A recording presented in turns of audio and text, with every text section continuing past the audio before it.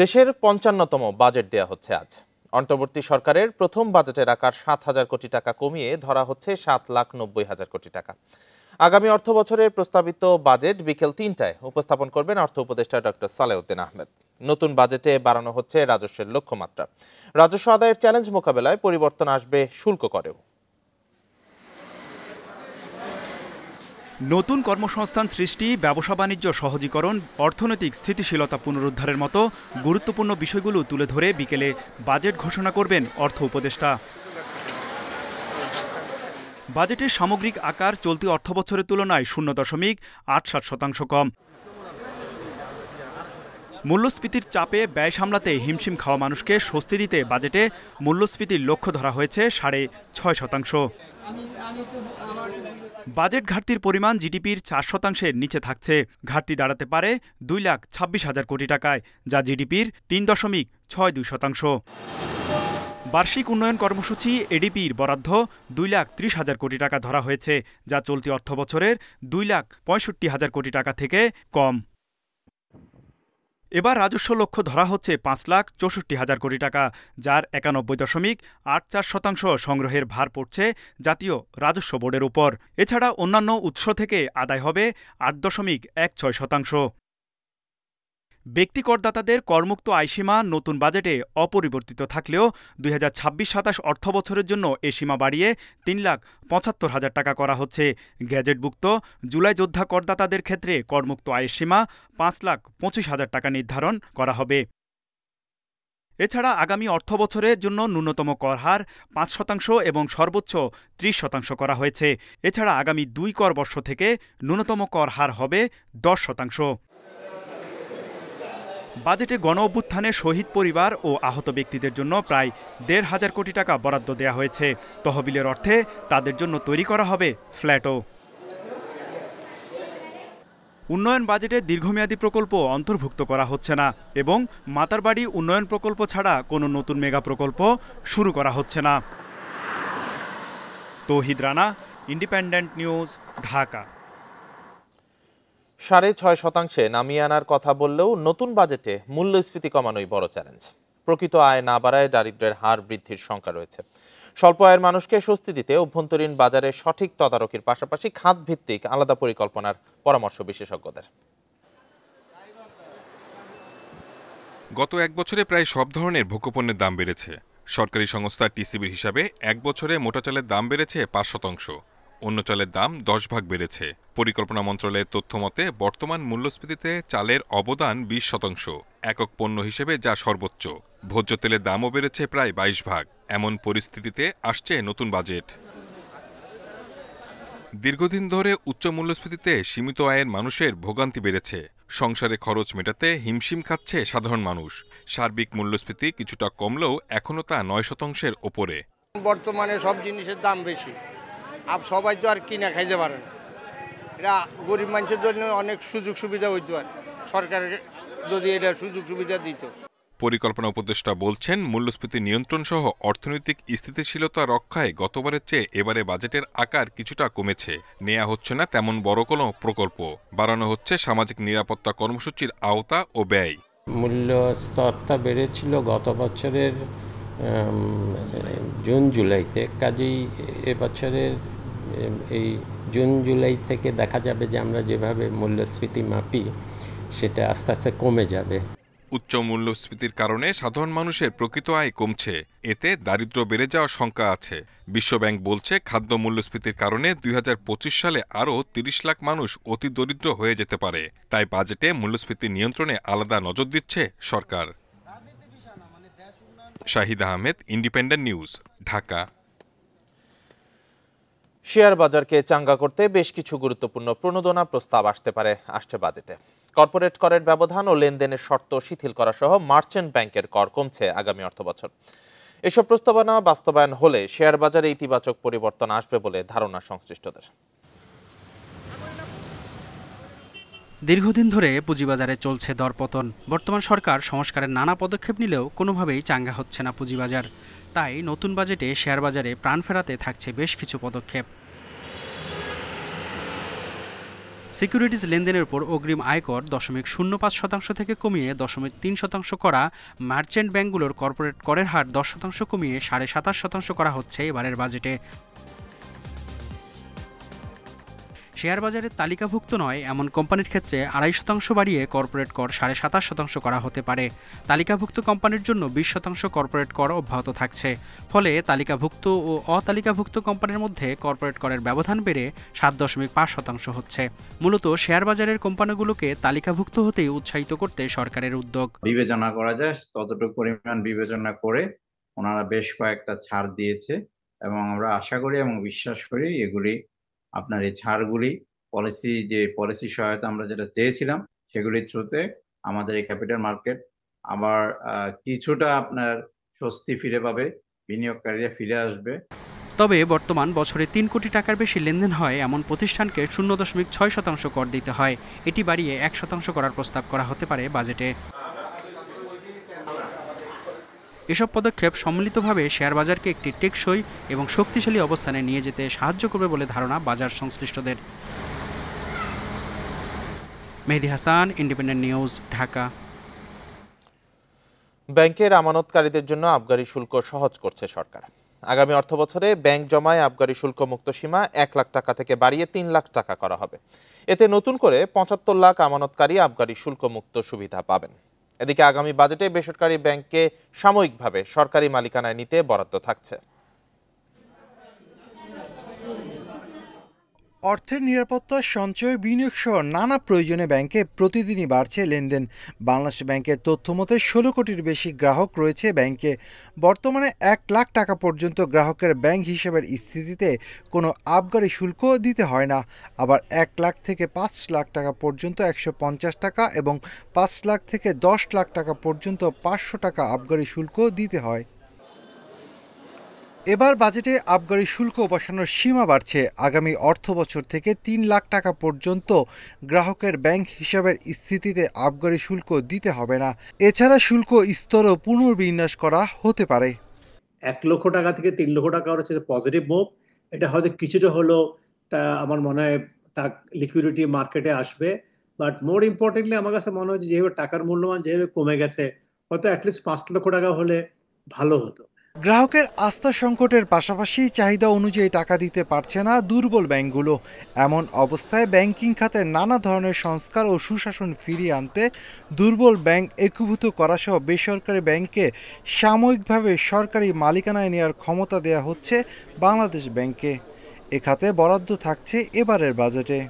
বৃহৎ ব্যাংক ভালো ব্যাংকগুলোর সাথে মার্জ করতে হবে, সেখানে যতটা কম আপনার ক্ষতি হয়, বিশেষ করে আমানতকারীদের টাকাটা যাতে ফেরত পায় সেটার চেষ্টা থাকবে। সেগুলো সেফগার্ড কিছু রেখেই এটা করা হবে। এটা যদি এমন না যে জাস্ট একটা ব্যাংক আরেকটা ব্যাংকের সাথে হয়ে গেল, মার্জ হয়ে গেল, একীভূত হয়ে গেল আর দায়িত্ব শেষ, সেটা তো না। আওয়ামী লীগ সরকার টানা 15.5 বছর রাষ্ট্রায়ত্ত ও বিশেষায়িত ব্যাংকগুলোকে বাজেটের মাধ্যমে মোট 17,000 কোটি টাকা দিয়েছে। পরে বরাদ্দ দেয়া বন্ধ করে দেয় তারা।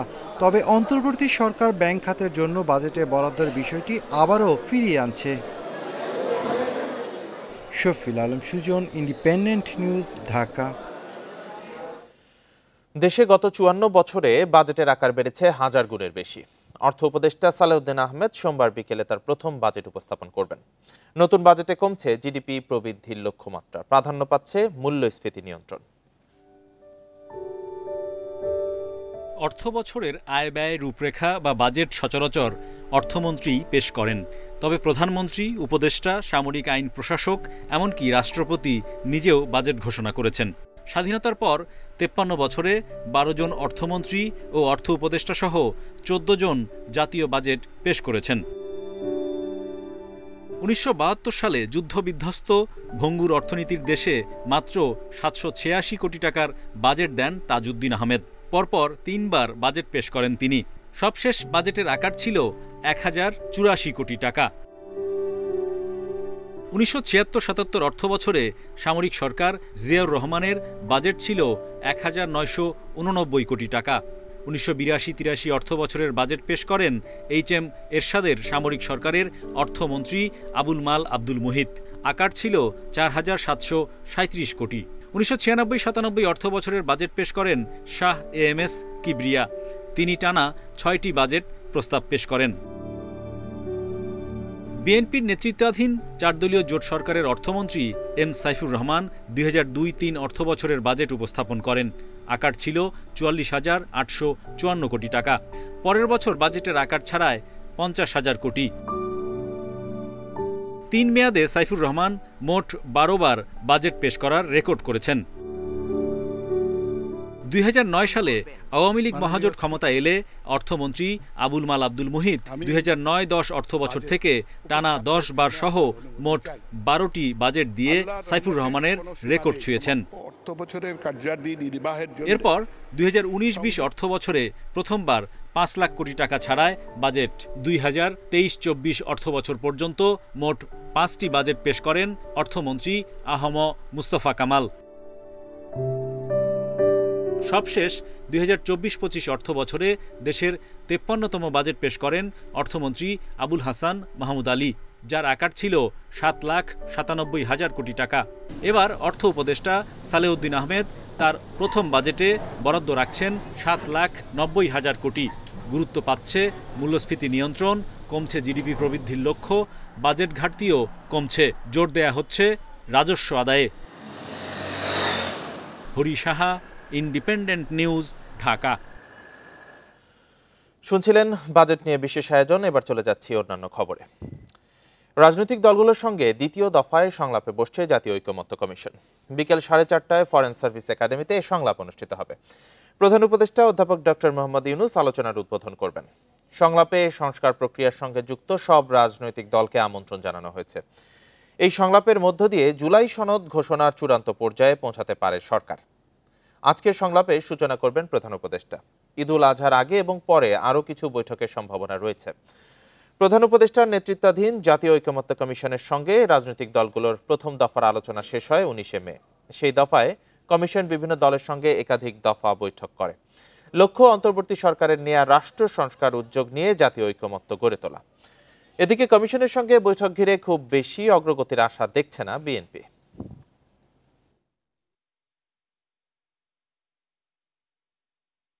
ওনারা যে কোশ্চেনের আমরা উত্তর দিয়েছি, যেগুলোতে আমরা অ্যাগ্রি করেছি সেগুলোতে টিক মার্ক দিয়েছি, যেগুলোতে অ্যাগ্রি করি নাই সেখানে আমরা ফুটনোট দিয়ে দিয়েছি। সুতরাং এখানে নতুন কি আলোচনা হয় আমি জানি। মিটিং তো অনেকগুলো হয়েছে, আশাবাদী কিছু তো পাওয়া যায় নাই। তো আগামীকালের মিটিংও যে আশাবাদ কিছু আসবে আমি খুব একটা এক্সপেক্ট করি না, যদি না তারা মেন্টালি রেডি হয়ে থাকে যে একটা চার্টার সই করবে অ্যাগ্রিড পয়েন্টসের উপরে। শুধু বিএনপি নয়, 52টি রাজনৈতিক দল ডিসেম্বরেই নির্বাচন চায় বলে দাবি করেছেন বিএনপির স্থায়ী কমিটির সদস্য খন্দকার মোশাররফ হোসেন।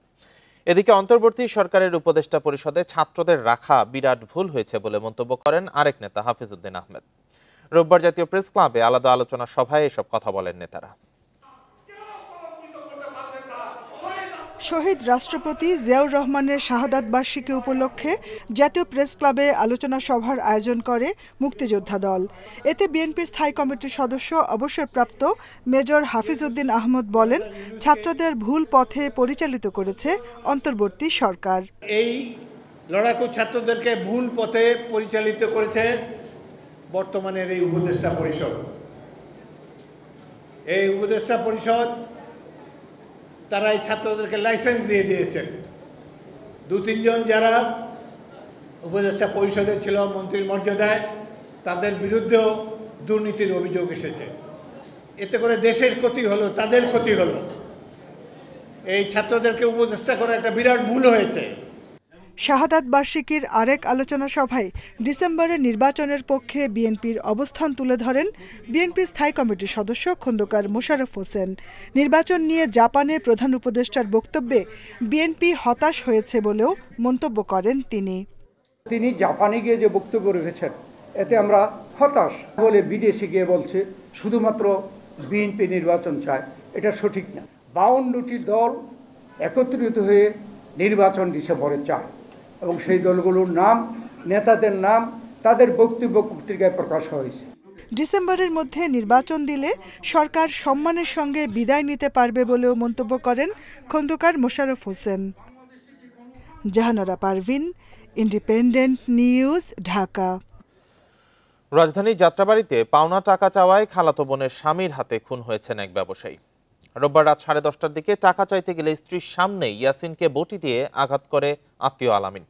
ঘটনাস্থল থেকে হামলাকারী সহ বাসার 3 জনকে আটক করেছে পুলিশ। হত্যার ঘটনায় মামলা দায়ের প্রক্রিয়াধীন রয়েছে।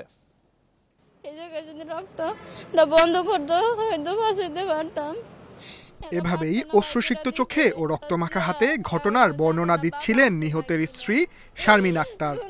খালাতো বোনের স্বামী আলামিনের কাছে ভাতের হোটেল বিক্রি করেছিলেন ব্যবসায়ী ইয়াসিন। সেটির বকেয়া 10,000 টাকা চাইতে গিয়ে রোববার রাতে খুন হন তিনি। 10,000 টাকা কইছে হেরে দেওয়ার কথা, হ্যাঁ কয় আমি এখন দিতে পারব না, তো কয় এখন দিতে পারব না, আপনি তো আমার ডেট অনেকটি দিয়েছেন, হ্যাঁ কয় পারলে তাহলে বাড়িওয়ালার আপনি চাবি লই আপনার দোকান চালান, কয় তাহলে আপনার বাড়িওয়ালার চাবি টাবি দিয়ে দেন। ইয়াসিনের স্ত্রী বলেন, তারা দুজন মিলে পাওনা টাকা চাইতে আলামিনের বাসায় গেলে কথা কাটাকাটি শুরু হয়। এক পর্যায়ে একটি ধারালো বটি দিয়ে তার স্বামীর গলায় আঘাত করে আলামিন। হ্যাঁ স্ত্রী চিল্লাইতেছে আর আমার হাজবেন্ডে দৌড়ে এটা ধইরা খালি বাইরেইতেছে, শারমিন তুই আমার হসপিটালে নে, হ্যাঁ আমার নিয়ে আমার রক্তটা বন্ধ করে, এই কথা কয়ে এই লুটটা পড়ছে। আমি ওরা ধরতে যাবো, এর ভিতরে ওর হাজবেন্ডটা আসতে আসতে আমার মারণের লেগে। গুরুতর আহত ইয়াসিনকে ঢাকা মেডিকেল কলেজ হাসপাতালে নিলে কর্তব্যরত চিকিৎসক তাকে মৃত ঘোষণা করে। ঘটনার সত্যতা নিশ্চিত করে ওয়ারী বিভাগের সহকারী পুলিশ কমিশনার নাসির উদ্দিন জানান, তদন্ত শেষে হত্যার বিষয়ে বিস্তারিত জানা যাবে। দোকানটা 3 মাস আগে তার যে ভিকটিম মারা গেছে তার বউর খালাতো ভাই তার ছিল, তার থেকে কেনা মানে নিচ্ছে টাকা লেনদেন করছে। 10,000 টাকা বোধ হিসাবের গন্ডগোল আছে, এটা নিয়ে তদন্ত করে মানে সে মারা গেল। ইয়াসিনের মৃত্যুতে পিতাহারা তার 2 সন্তান। স্বামীর হত্যাকারীর সর্বোচ্চ শাস্তির দাবি শারমিন আক্তারের। Sajjad Hossain, independent news, Dhaka. Cancer survivor দিবস উপলক্ষে সচেতনতা কার্যক্রম ও আলোচনা সভা করেছে ঢাকা বিশ্ববিদ্যালয়ের চারুকলা অনুষদ এবং centre for cancer care foundation CCCF। রোববার বিকেলে চারুকলা অনুষদে আয়োজিত সভায় বক্তারা বলেন, ক্যান্সার প্রতিরোধে চিকিৎসার পাশাপাশি মানসিক সেবাতেও জোর দেওয়া জরুরি। নারীদের স্তন ক্যান্সারের হার বাড়ছে উল্লেখ করে বক্তারা বলেন, সচেতনতাই পারে ঝুঁকি কমাতে। ক্যান্সার প্রতিরোধে সচেতনতা বৃদ্ধি ছাড়াও প্রাথমিক অবস্থায় নির্ণয় ও সময়মতো চিকিৎসা নিতে হবে। রুটিন চেকআপ, খাদ্যাভ্যাস ও রোগ প্রতিরোধে সামাজিক ক্যাম্পের উপর জোর দেন বক্তারা। চিকিৎসা সেবা হাতের নাগালে আনতে প্রয়োজনীয় পদক্ষেপ নেওয়ার আহ্বান জানান বক্তারা।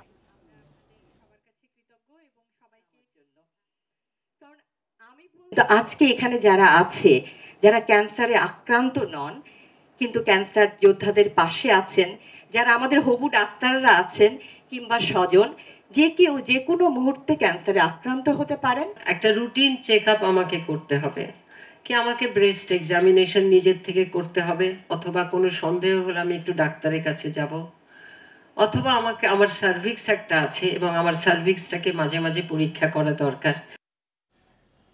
জমে উঠেছে কোরবানির পশুর হাট। ক্রেতা বিক্রেতাদের উপস্থিতিতে চলছে দেশি গরু ও ছাগল বেচাকেনা। প্রাকৃতিক উপায়ে কোরবানির পশু মোটা তাজাকরণ করছে খামারিরা। তবে হাটে তুলনামূলক ক্রেতা কম থাকায় চিন্তায় খামারিরা।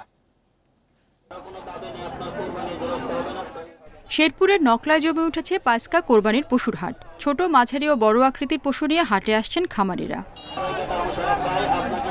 মাঝারি আকারের দেশি গরুই বিক্রি হচ্ছে বেশি। গরুর দাম তুলনামূলক কম থাকায় খুশি ক্রেতারা, তবে খামারিরা হতাশ। সুন্দর সুন্দর গরু আছে এবং গরুগুলো ক্রয় ক্ষমতার মধ্যেই আছে আমার মনে হচ্ছে।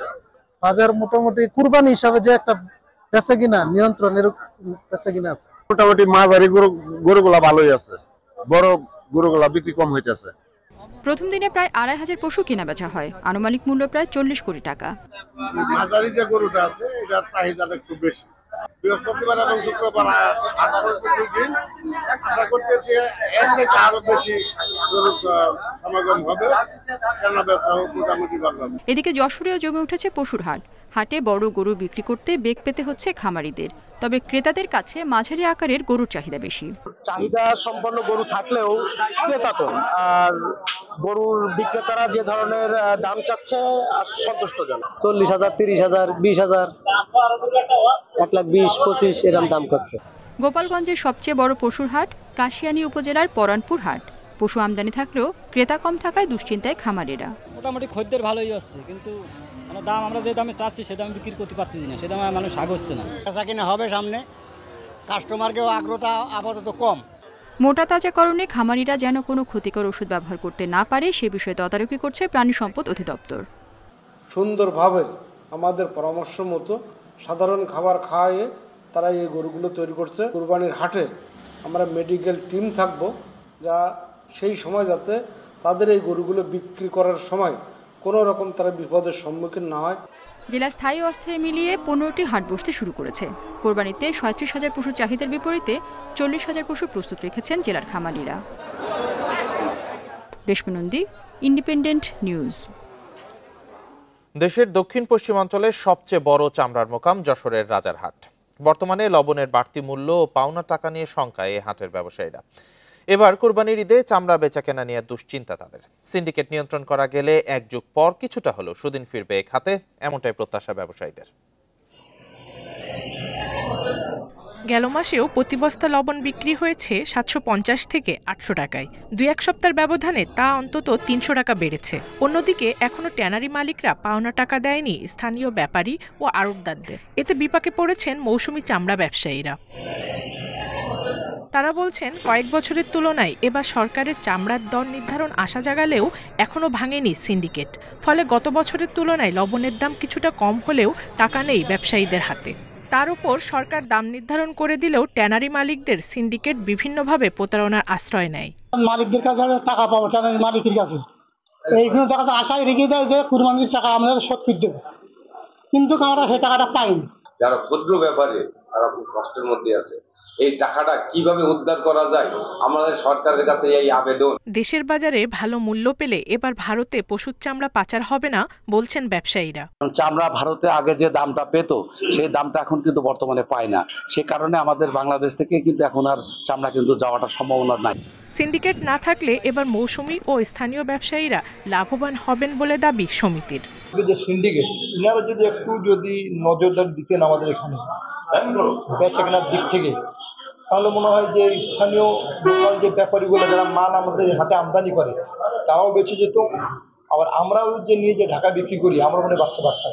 রাজারহাটে প্রায় 300 আড়তে এবার 1 লাখ পশুর চামড়া সরবরাহ হবে বলছেন ব্যবসায়ীরা। Independent news.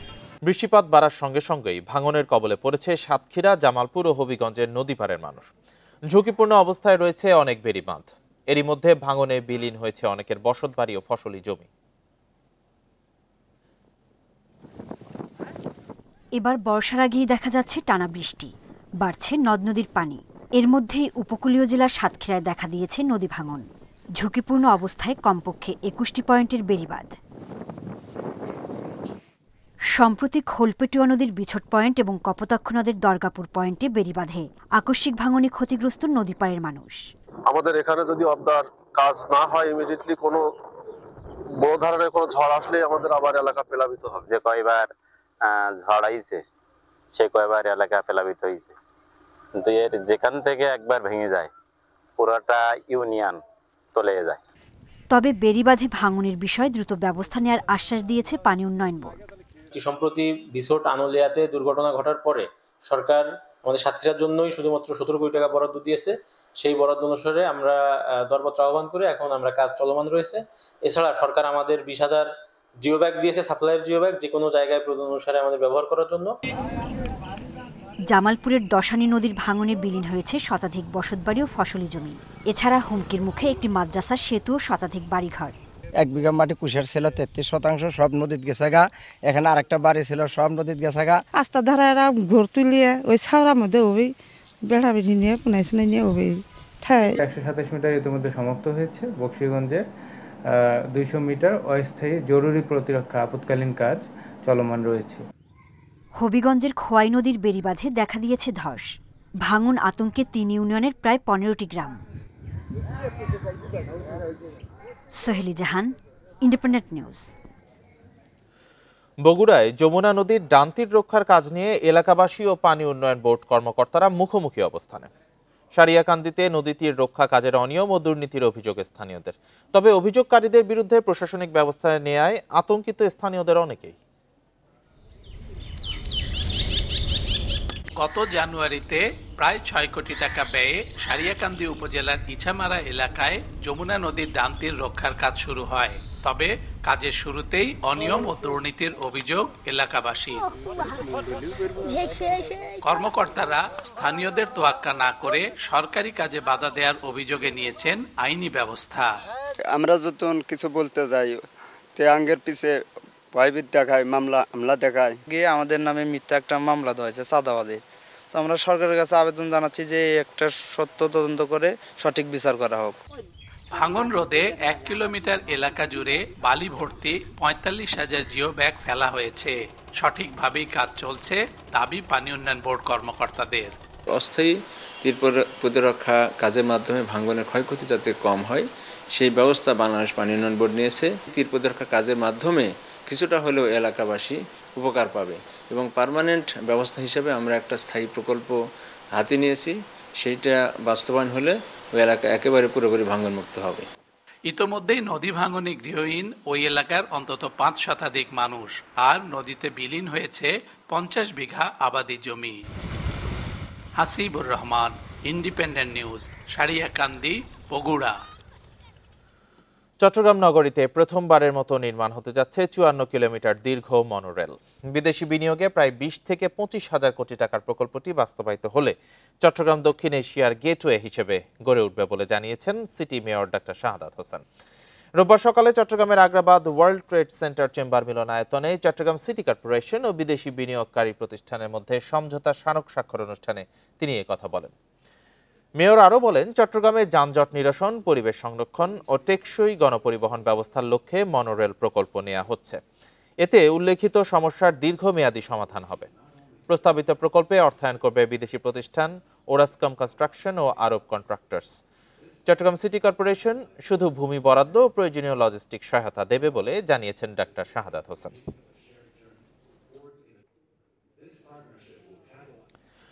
নরসিংদীতে নারী যাত্রী ধর্ষণের মামলায় রাইড শেয়ারের মোটরসাইকেল চালক শাহ পরানকে গ্রেপ্তার করেছে পুলিশ।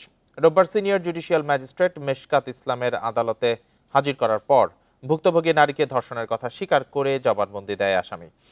এর আগে শনিবার রাতে কেরানীগঞ্জে শাহ পরানকে গ্রেপ্তার করে পুলিশ। পুলিশ জানিয়েছে, ২৮ মে বিকেলে রাজধানীর মিরপুর ১২ নম্বর থেকে শ্যামলী যেতে রাইড শেয়ারের মোটরসাইকেলে ওঠেন ভুক্তভোগী নারী, কিন্তু তাকে গন্তব্যে না নিয়ে রাত ৯টার দিকে নরসিংদীর পলাশের নির্জন স্থানে নিয়ে গিয়ে ধর্ষণ করে শাহ পরান।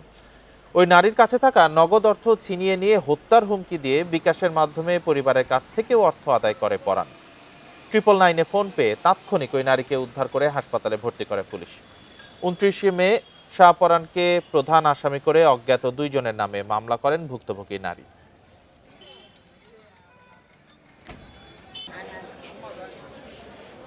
আর এই ছিল এখনকার সংবাদে। ধন্যবাদ সবাইকে।